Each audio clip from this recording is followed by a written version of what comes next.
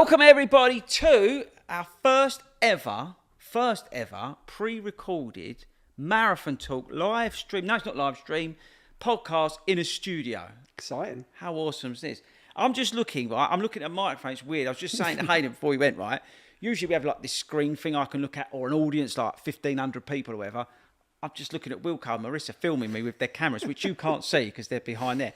Anyway, this is our first, sort of studio-based marathon talk. We thought we'd jump in here ahead of the London Marathon and do a special pre-record in a studio for you guys so you can get the max out of this. So, yes, today we're going to talk about London Marathon. If you're new around here, what's the best way to describe marathon talk, Hayden?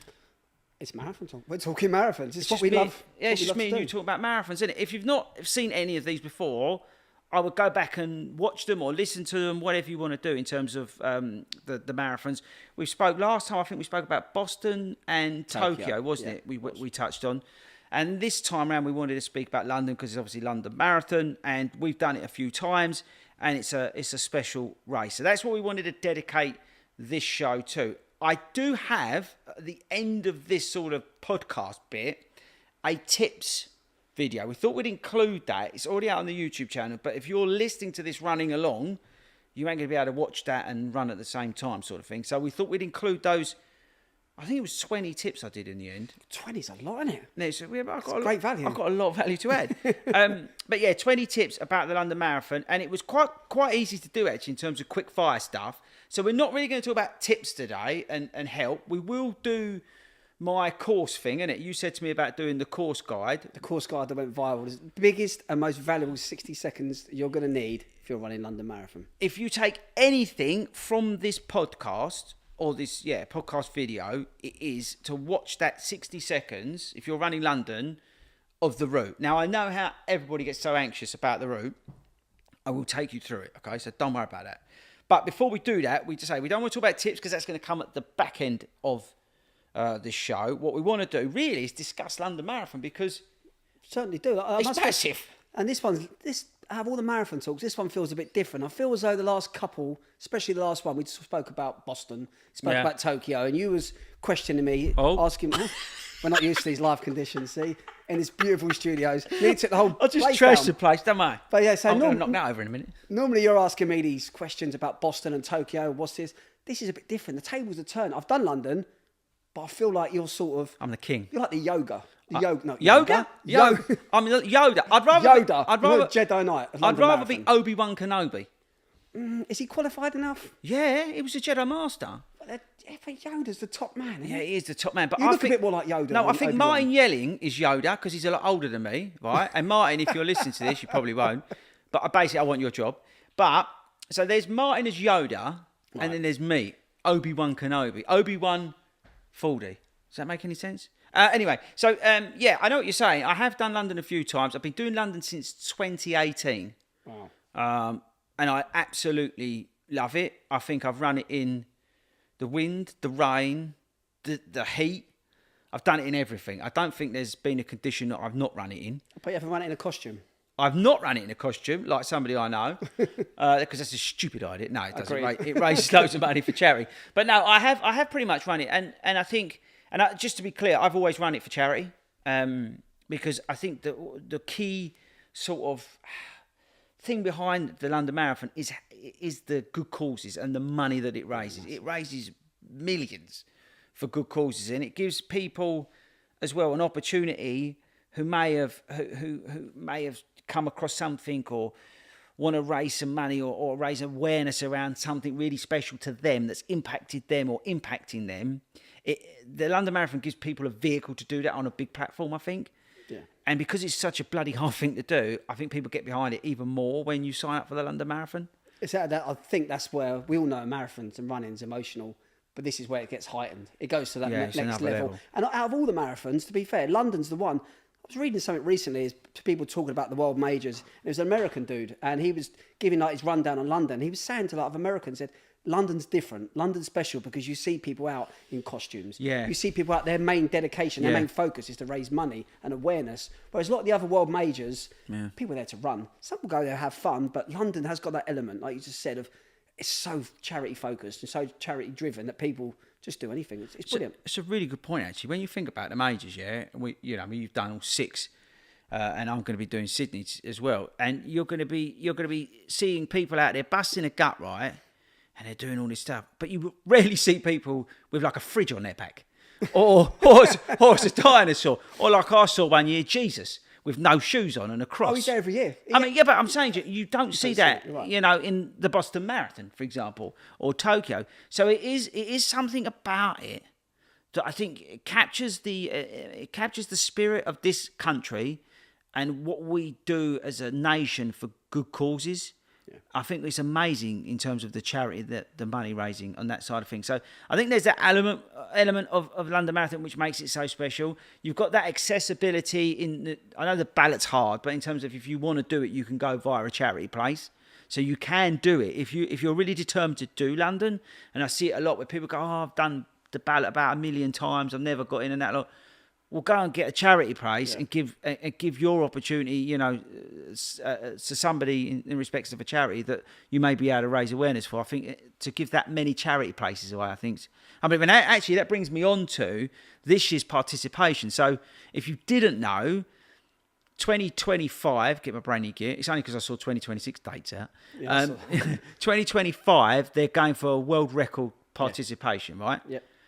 I'm going to get this number wrong, but I think it was 880 or 860,000 people applied. Incredible. There was a number that was put out in terms of how many people applied.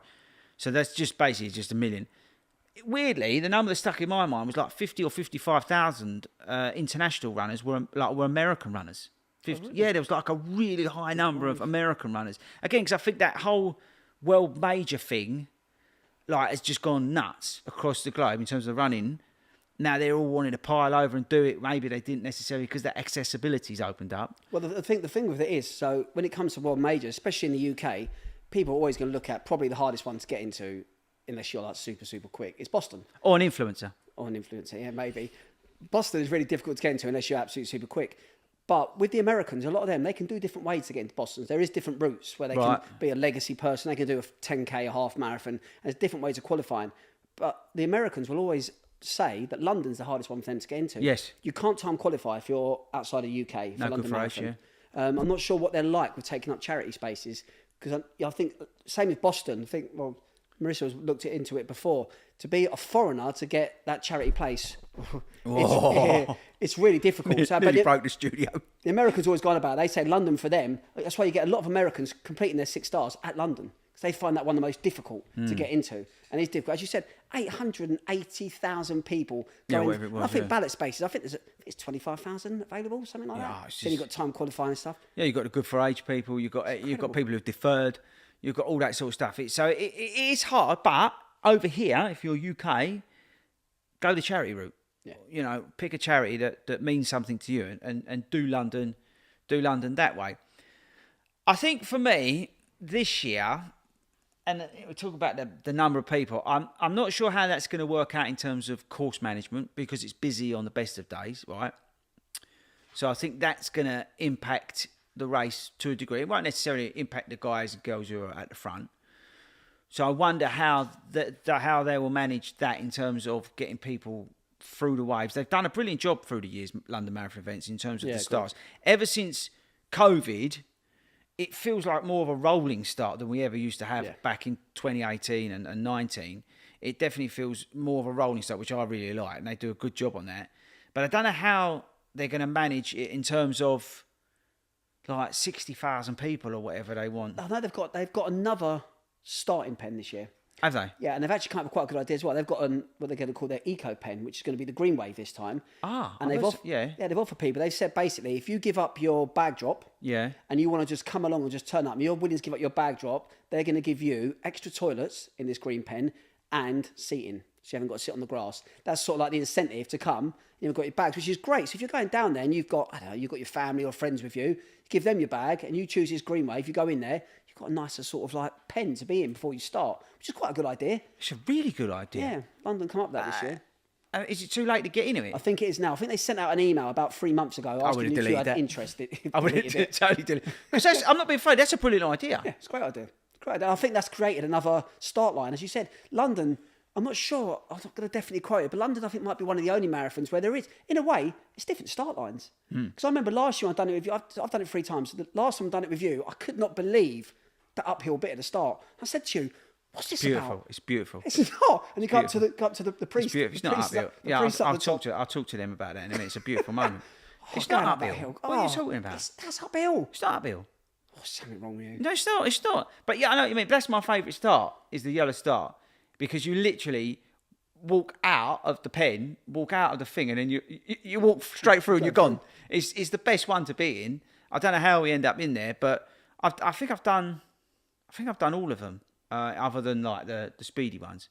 But that's definitely my favourite. It's the yellow one. It's the smallest, but it's definitely my favourite. Red's interesting because it's one. Massive. It's massive. Is that the one with the iconic picture where you see people going back for miles? And and you go down there and it's huge. I remember the year the Queen started it when she was alive. That was pretty epic down there because everybody was singing the national anthem. That was pretty. Awesome. That was pretty awesome. I remember that one. But there's been some iconic starts as well, and I don't know who's starting it this year. I haven't asked me yet, which is a bit weird. It's really weird. I'm doing a lot for them, but you'd have thought they're not convinced. I'm not convinced. Should we move on to because again, if you're listening to this, we're going to do some tips, right? Because I don't want to get into tips. I'll tell you what I do want to talk about before we get into the route. Do you think, and this is not me being deliberately awkward, right? In other words, this is him. No, it's not. It's not. It's a loaded question. No, it's not a loaded question. No, what it is, right? I think the viewers understand. Do we think London Marathon this year is going to be a marketing sham? Now, what I mean by that, right? Obviously, running is not necessarily the height of popularity, but it's extremely popular, right? There's a massive amount of money being thrown at running in terms of marketing by the brands. Some are doing a good job. Some are doing a terrible job. For example, retailers sending runners out without any lights on around London at night. But I am worried, maybe unnecessarily, that the London Marathon may get diluted because everybody's going to be obsessed about going to, I don't know, there's some brands doing some thing in this and some brands doing something in this, and it just becomes a circus. And you're going to get all that social media stuff, and it may dilute what the London Marathon actually is about, which is what I spoke about, which is I think is that British spirit, the everyday runner going out there conquering the 26.2 miles, a lot of them for charity, a lot of them for good causes. This is that one big thing in their life that they're going to achieve. And then you've got all this other bollocks, basically, that's going to be surrounding it. Will that dilute it? I don't know. I'm fearful. Because I think you're going to see 10 billion shakeout runs, right? Every man and his dog's going to do one. But London is the only world major that doesn't have an official 5K which I think, but this before. And you read my mind as always. I was actually going to come on to that because I think it would stop a lot of it. So if you didn't know what we're talking about, Chicago, I mean, better than anybody. You've got 6 stars, not the 7th like I'm going to get in Sydney. But you've got the Bobbleat run, you've got Berlin, you've got the Adidas one. Yep. You've got Tokyo, you've got one. Tokyo, you've got the Friendship Run, yep. Yeah, what's the other one? You've got Boston. You've got the Boston 5K. Yeah. And New York, you've got the New York Road Runners one. That you don't get a medal for, by the way. You don't get a medal for if you're listening to New York Road Runners. So is it now a point? I know we have Park Run here. And I think that's why you say we read each other's minds. You've hit the nail on the head and answered your own question. I think that is the reason why they possibly wouldn't do a 5K big run in the city on the Saturday. Because the logistics are there. They're going to close the city down the next day anyway. Actually, on the Saturday, they close it down anyway for the mini marathon. So the logistics are in place. This is what I'm kind of saying. Can't we do like a 3 mile... I'll do it for them. Like a 3 mile loop, if we should. Don't get me started. It'd be like, but we could do a 3 mile loop starting at, Westminster or whatever. We could do the mini marathon route. I think that is 5K, isn't it? 3.2 No, miles. Is it not? 2K, whatever it is. Anyway, it doesn't matter, whatever. No, it's a mini mile. It's a mile, you donut. No, that's the Vitality one. The mile, wasn't it? The Westminster mile. I've got a feeling this one's 5. It's a mile. You don't know what you're talking about. I know you're the same height as a child, but you can't enter. Now, but I think what we agree on is the fact that they should do one. And that might cut some of that nonsense out and bring bring that accessibility into that 5K event on the Saturday, so that may open it up to more people. It's because some people may feel like, oh, I can't go along to that because, whatever. But it might bring it in. I don't know. I was thinking about it. I like the idea of the 5K from. So going out to Boston in, I think when this is coming out, actually I should be flying out and probably on the plane. But when we're out there, I like the idea on the 19th. We're going out on Good Friday, flying out on Good Friday, which I think this is when this comes out. But I like the idea of if you've got a partner going out with you or a friend who isn't necessarily going to run the marathon, they're going out to support you, like Tracy did with Ben last year. Well, my bro in Chicago, he's coming over to do. And he's going to do the bobble hat run. He's going to do bobble hat. He's going to do bobble. He's in training for the bobble hat run. And that gets, again, opens it up. Counts to 5K. Yeah. Think about it. And I wouldn't object to paying 10, 15, 20, 25 quid that... Don't tell me this is going to be 10, 15, this 5K, because you've got no chance. It ain't. Yeah, but don't forget, our cheap relative is Vitality 10K. Really cheap. Yeah, so, and they're only, so it could do. But anyway, what I was going to say is that they, whatever it is, 30 quid, whatever, but the point of it, let's say 15 quid of that goes to London Marathon events to cover the costs, road closures, insurances, volunteers, all that sort of stuff. But then the rest of that also goes to good causes. Yes, it could be a no-brainer. Yeah. I'm just thinking, and that may stop what I'm going out. But I am genuinely worried, and I may be wrong, and I hope I'm wrong. I don't want ever the London Marathon to be diluted from what it is, which for me is the pinnacle race. I hold it in such high regard. It was the first major thing that I trained for. It was the thing that started all of this. Yep. And everything that's come out of it.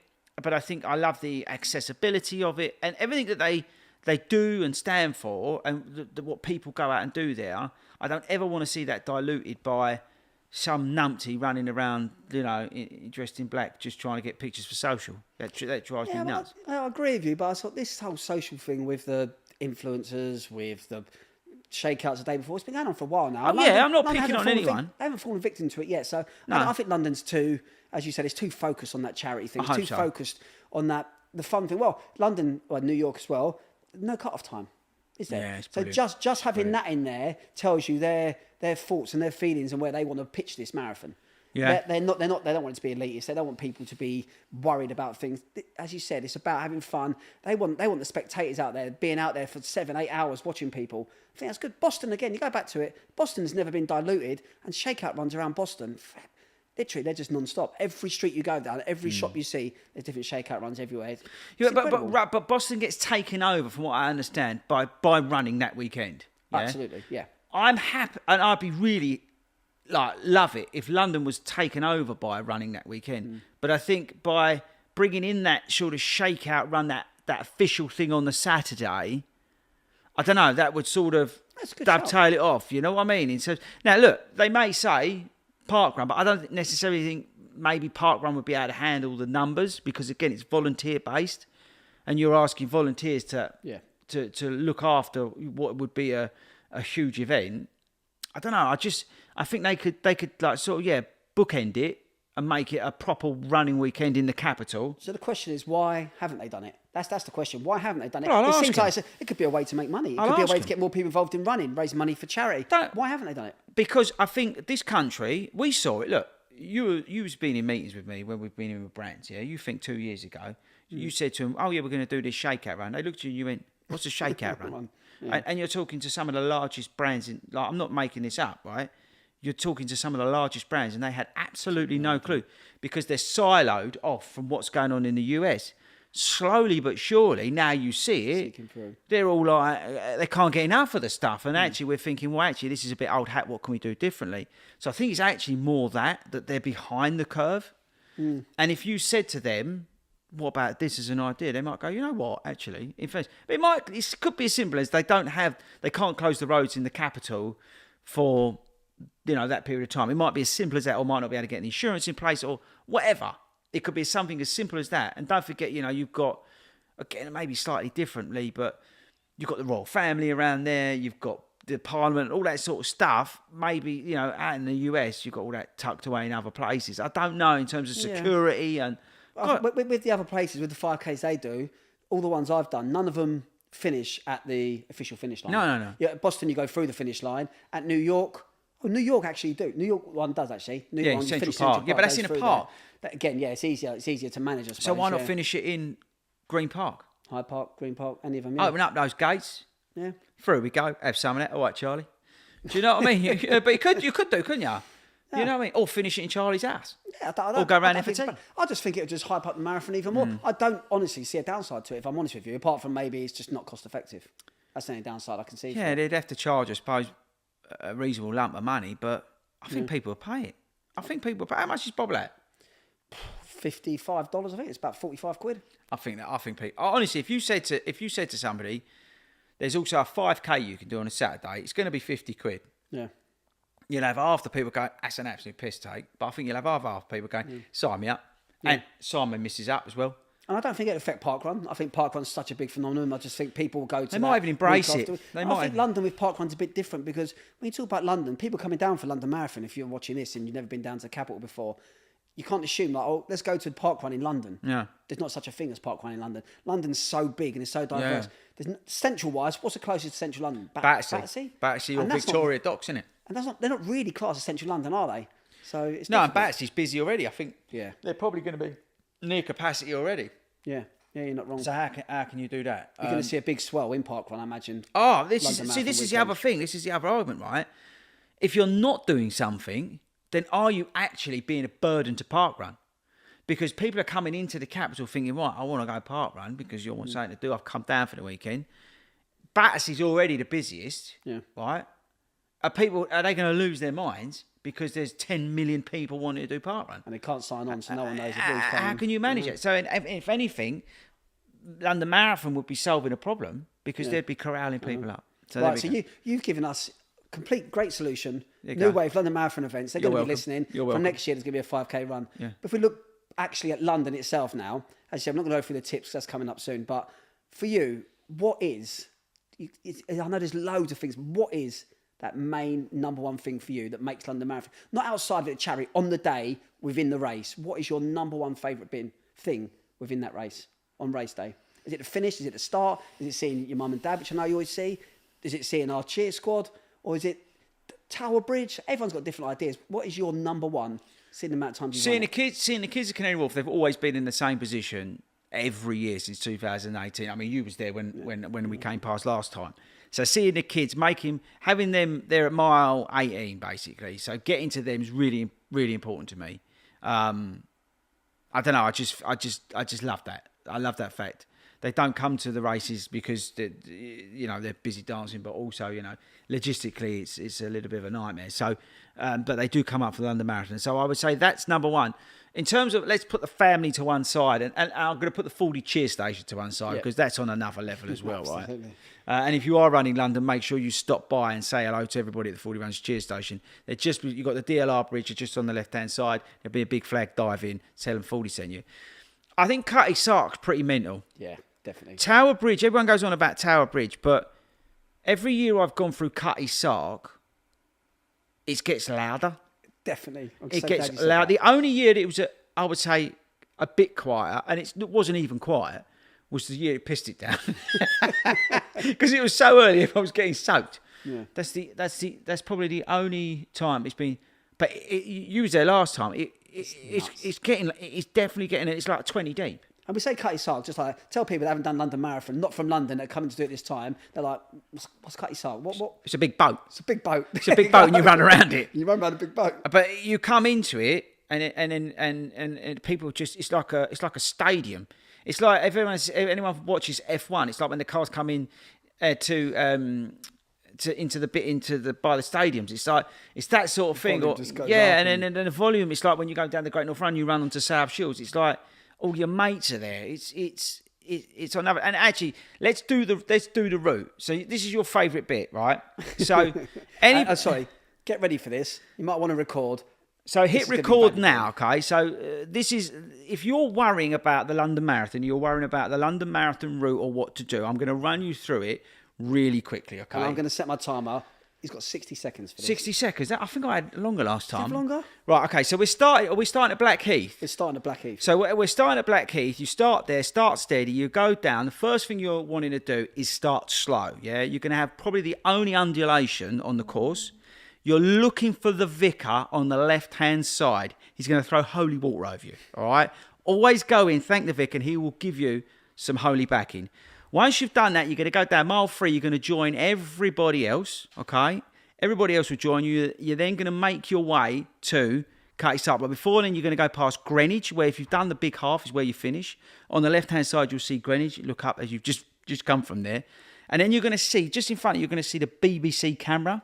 And it's always up there. You're going to turn right, and then you're going to go into Cutty Sark, which is like Gladiator. You're going to run around the Cutty Sark, and everyone's going to be shouting your name. It's going to be awesome. And then you're going to come out of that, you're going to be turning right. But you're going to be so high on adrenaline that you won't realise that you're then going to travel another couple of miles. Because then you'll get into sort of mile 8, mile 9. But all you're actually thinking about is getting to mile 12. Because at mile 12 is a water station on the left. Yeah, we're usually on that water station, FORDY runs volunteers. But I think last year it was actually a different club. Anyway, it's time. You've got them. And then after you've done that, you're going to be coming out because you're going to be turning right. And on your right, you're going to be going over Tower Bridge. And I want you all to slow down and take it in. Yeah, because it's unbelievable. It'll blow your mind. You've got a camera down there on the right-hand side. BBC's there as well. He's usually interviewing. If you want to get on TV, go on Tower Bridge. There's a guy there usually interviewing your BBC. Come out of that, you chuck a right. You will see runners going back down the other way. Don't worry about them. That's mile 23. We'll come on to that. But you turn right and just past. There used to be a car garage. It's the 13.1. You're halfway. You're then going into Narrow Street. Feels like everybody's on top of you. Mile 15. You're then going round to Mud Chute. But before you get there, mile 15, 16, you're going to be taking a left. There's like a pub, yellow pub on the corner. You'll do a hard left. You've just, by the way, before that, seen Canary Wharf. But you've made your way now to that left turn. You'll make a left turn. You'll see Canary Wharf in front of you. You'll go over some they feel like bridges, but they're not if you actually just went back there on a normal day. And you're making your way back to Canary Wharf. You'll be running past Canary Wharf, you'll be on your left-hand side. You'll go into Canary Wharf and then you'll start winding around it.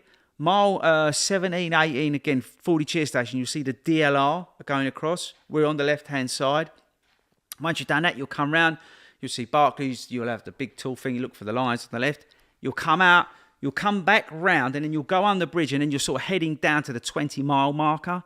That's really loud down there. And then you're going to like this really colourful zone, about mile 21. They've all usually got like the pride flags up and stuff like that. You'll then weave and then you'll turn right. And then basically you're heading back now towards Tower Hill. You're going back to where you came up to go into Narrow Street. As you're going down there, you'll see other runners on the left-hand side. I saw Admin there and Claire there one year. And as you get down to the end of that, you'll sort of start weaving right as you can see Tower Hill. And then just round that corner, there's a good place to eat, but don't stop there because you haven't got time. but you'll go down and you'll see the fact, actually, you're at 23 miles. You've only got a park run to go.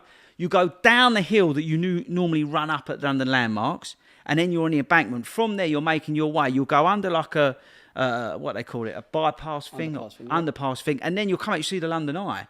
It's a little bit ahead of you, but it's just over there on the left-hand side. Coming up to, I think you've got about 2K to go, and then you'll see it, and then you'll see Big Ben. And that's like the greatest thing in the world. You see Big Ben, get to Big Ben, Westminster, turn right into Birdcage, down there, you'll start seeing 800 metres, 600 metres, 400 metres. You turn right again, you'll go under like this pantry thing, or whatever it was called, and then on the left-hand side is Buckingham Palace. Smile, turn right, run down, you're finished. How long was that? 98 seconds. 98 seconds, and I could have done it faster. But then when you finish, you say thanks to the volunteers. Because that's key, because those volunteers are there to look after you. That felt like a Martin. Have you ever watched Martin Lewis, Money Show? He does his rants for about 2 minutes. He goes on telling you all these great tips and ideas. Everyone gets up and claps. How long's a reel on Instagram? I think 1:30. There you go, we put it out. Right, so what we're going to do now, we're going to cut over to the tips video. I want you to watch this as well, okay? There's loads on here, and there's also references, a 20-mile motivational podcast you've got to listen to. That's on the sort of back catalogue. Listen to that, put it on at mile 20. And then there's also references, my video I did about what to pack in your bag. If you go into like the show notes or onto the video on YouTube, it's all on there.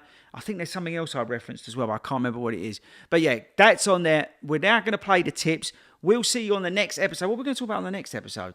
We start going to the summer season. We're going to go. Maybe we'll come outside the majors and start looking. I think the next episode we look out of the marathon majors and we start. Edinburgh's coming up. Yeah, but I've got no interest talking about that really. But it's a great marathon. Yeah, we'll pick up on some of the other marathons. But yeah, we'll throw this over now to that. I'll do some wicked editing, and that's it. If you're running London, good luck. And I think that's about it, isn't it? That's about it. See you later. Good luck.